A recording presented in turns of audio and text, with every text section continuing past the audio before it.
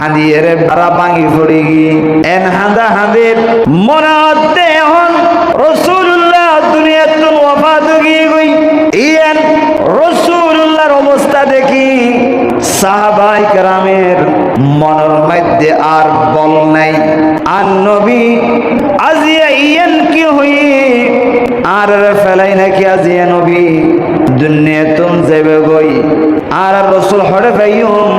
আর রাসূল হড়ে ভাইয়ুম সাহাবায়ে কেরাম মসজিদ নববীর মধ্যে ছোট বাচ্চা যেন দিকে করে হাঁদে এইভাবে মসজিদ নববীর মধ্যে আর নবী সাহাবায়ে কেরাম রাসূলুল্লাহর বিরহে এমন ভাবে মসজিদ নববীর ভিতর হাঁদা আরম্ভ করে দিয়ে সুবহানাল্লাহ যেতাদের আর নবী কি কইছি সুম্মা নাযালা